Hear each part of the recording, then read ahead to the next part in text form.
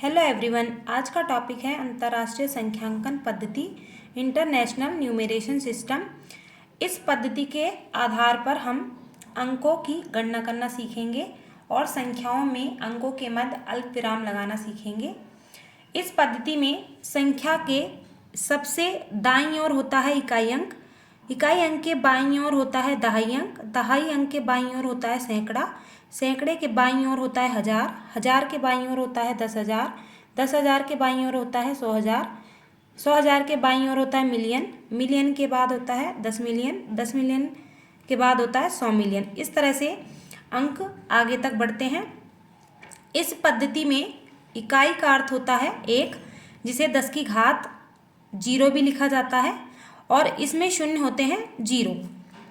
दहाई का अर्थ होता है 10, इसे 10 की घात 1 के रूप में लिखा जाता है और इसमें शून्य होते हैं 1। सैकड़े को 100 लिखा जाता है, इसमें 2 शून्य होते हैं और घात के रूप में इसे 10 की घात 2 लिखा जाता है। फिर होता है हजार, हजार में 3 शून्य होते हैं और इसे 10 की घात 3 के रूप में लिखा जाता है। 10,000 में 4 शून्य होते हैं और इसे 10 की घात 4 के रूप में लिखा जाता है। 100,000 में 5 शून्य होते हैं और इसे 10 की घात 5 के रूप में लिखा जाता है। अंतर्राष्ट्रीय संख्यांकन पद्धति में संख्याओं में 3-3 अंकों के बाद कॉमा लगाया जाता है। जैसे इकाई, दहाई, सैकड़ा, इन तीनों को एक साथ रखकर कॉमा लगाया जाता है।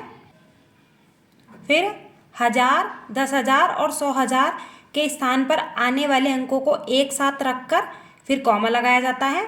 उसके बाद मिलियन, 10 मिलियन और 100 मिलियन वाले अंकों को एक साथ रखकर कॉमा लगाया जाता है।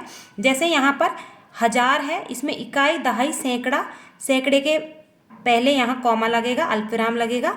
10,000 में इकाई, दहाई, सैकड़ा, सैकड़े से पहले कॉमा लगेगा और ये हो जाएगा हजार और ये हो जाएगा 10,000। 100,000 में इकाई, दहाई, सैकड़ा, सैकड़े से पहले कॉमा लगेगा और ये हो गया हजार, 10,000 और 100,000। यानी अंतर्राष्ट्रीय संख्यांकन पद्धति में 3-3 अंकों को एक साथ रखते हैं और उनसे पहले कॉमा लगाया जाता है। जैसे मिलियन, मिलियन में होते हैं 6 शून्य और इसे घात के रूप में 10 की घात 6 लिखा जाता है। अगर इसमें कॉमा लगाना हो तो इकाई, दहाई, सैकड़ा, कॉमा, हजार, 10,000, 100,000, फिर कॉमा लगेगा। यानी 3-3 अंकों को एक साथ रखा है। 10 मिलियन में होते हैं 7 शून्य और इसे 10 की घात 7 के रूप में लिखा जाता है। 100 मिलियन में होते हैं 8 शून्य और इसे 10 की घात 8 के रूप में लिखा जाता है। जैसे यहाँ पर हमें अल्पविराम लगाना है तो इकाई, दहाई, सैकड़ा, तीनों को एक साथ रखा, फिर अल्पविराम लगाएंगे। फिर हजार, 10,000 और 100,000, इन तीनों को एक साथ रखा, फिर इधर कॉमा लगेगा और ये हो जाएगा मिलियन, 10 मिलियन। 100 मिलियन में भी इकाई, दहाई, सैकड़ा, कॉमा लगेगा, फिर हजार, 10,000, 100,000, कॉमा लगेगा, फिर मिलियन, 10 मिलियन और 100 मिलियन। इस तरह से 3-3 अंकों को एक साथ रखा जाता है।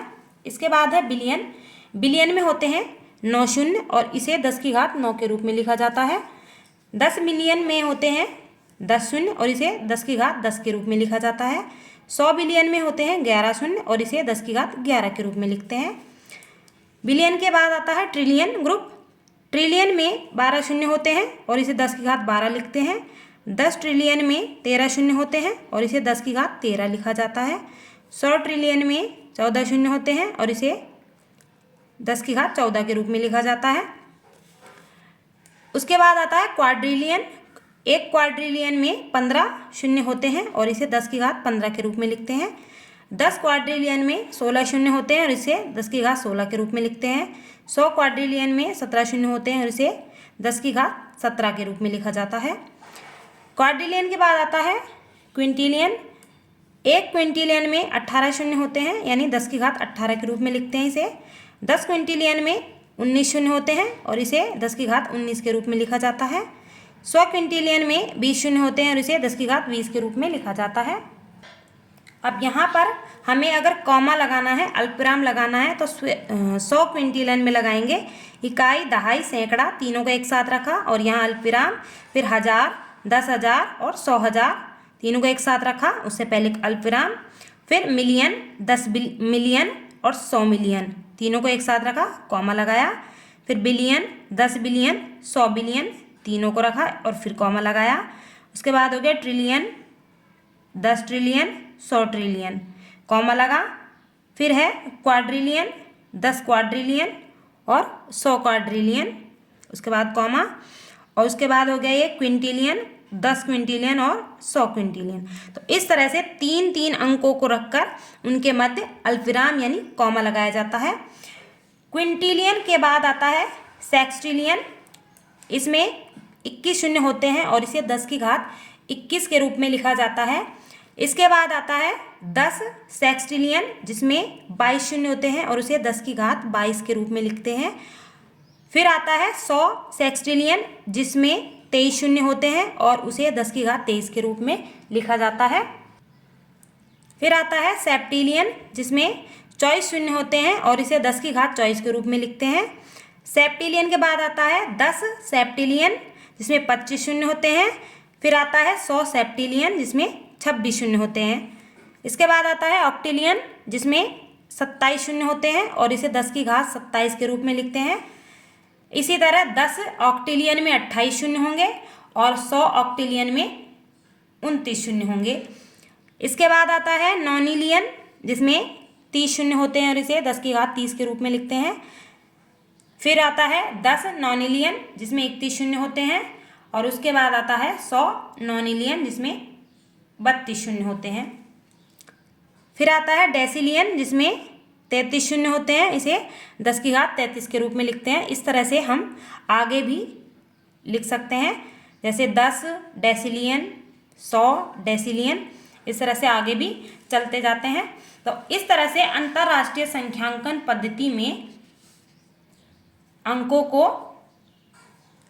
लिखा जाता है और उन अंकों के मध्य 3-3 अंकों को साथ रखकर उनका समूह बनाकर अल्पविराम लगाया जाता है। जैसे यहाँ पर अगर हम बिलियन में लगाएं तो यहाँ पर इकाई, दहाई, सैकड़ा, कॉमा हो गया।